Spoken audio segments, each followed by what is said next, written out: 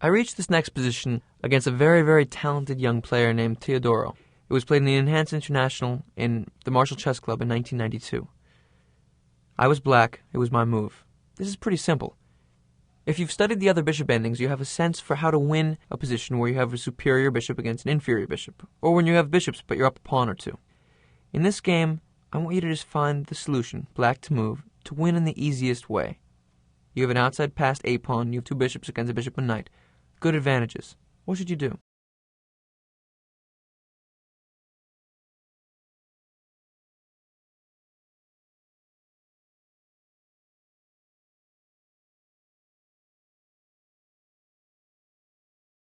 First of all, obviously you see that queen takes b2 would be a terrible blunder, because queen d8 is checkmate. That would be a sad way to end the game. I traded queens. Queen takes d1, knight takes d1.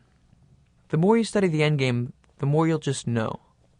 There are certain things which you'll need to calculate and certain things which you won't. You'll just know the answer by heart. This is one of those games. If the dark square bishop and the white knight weren't on the board, the win would be completely straightforward. Black could put the bishop on b3, controlling the a4 and a2 squares, and then just push the pawn off the board. Make a queen. How can we do that? The key is to dominate the white knight. I play bishop d4. A very strong move, central, stops all the squares of the knight. In my annotated games, I've also discussed this relationship between bishop and knight, where if the bishop is separated from the knight by 2 ranks or files, it can stop all of its movements in that direction. Here notice the knight couldn't go to b2, c3, e3, or f2 without coming under fire of the bishop. Also, the white king can't enter the game because f1 is covered by the bishop, and he can't move the f-pawn to try to bring the king in because of the pin by the black square bishop on d4. So I'm dominating the knight. If the knight moves, then I'll take it, because we see that the bishop endgame is completely winning. Let's take a look at that. If he were to play knight e3, I could simplify the position.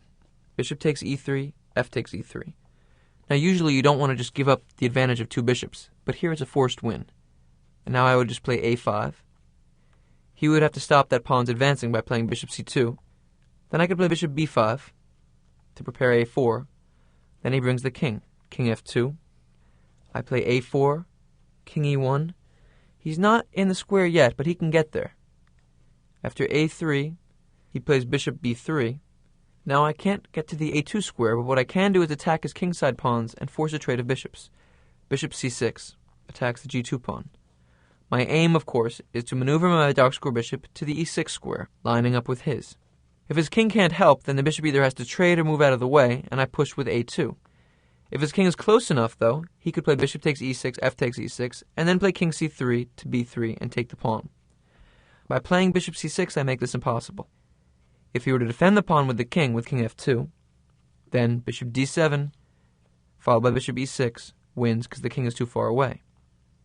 If he moves the white pawn to g3, then I play bishop d7 with tempo, attacking the h3 pawn. He plays h4, or g4 for that matter. And then I play bishop e6, and I win. His king is too far from the bishop. If he defends the g-pawn by moving it up 2 squares, then a number of things would win, but the most straightforward is to attack with bishop g2, h4, and then bishop h3. You can either bring the king to the queen side with king d2, after which I simply play bishop takes g4 and I'm up 2 pawns, obviously winning. Or we can make the move g5, defending, after which we've reached our aim of bishop e6. A forced win.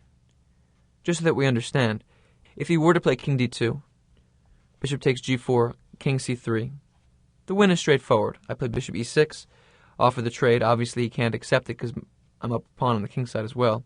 He has to move the bishop back to c2. And now his king is stuck defending the queen side, and my king can take its time playing king f8 to e7 to f6 to e5. I can play g5 whenever I want to. I'll win on the 2 sides of the board. He can't defend both. So we see that after bishop d4 dominating his knight, knight e3 loses by force. I can take it and win the bishop endgame. It's good to know these things.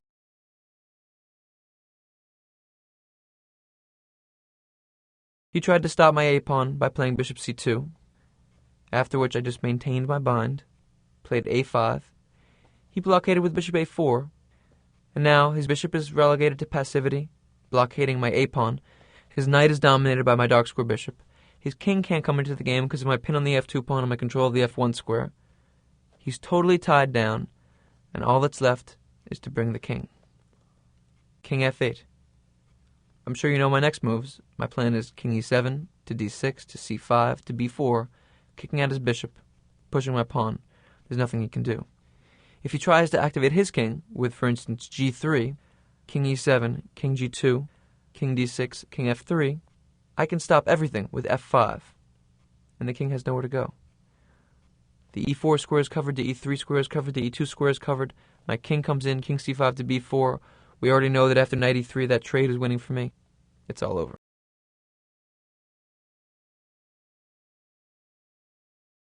He tried as a last gasp to get the knight out, knight e3. You already know what I did.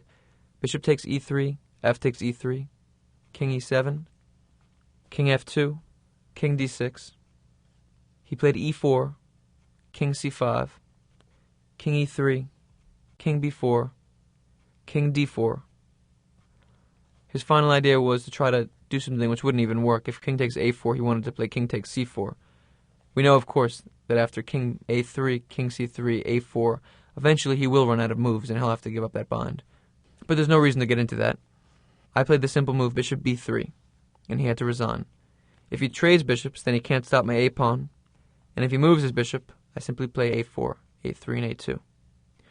So this is an example of using your knowledge of the endgame to change the struggle from a double-edged game into a technical win. I knew that the bishop ending was winning, and so all I did was force the trade by creating a bind of my dark square bishop for his knight, so that the win was beyond question. Notice once again the theme of the active king. I can't emphasize it enough. The difference in this endgame was once again an active king versus a passive king. Play with the king in the endgame.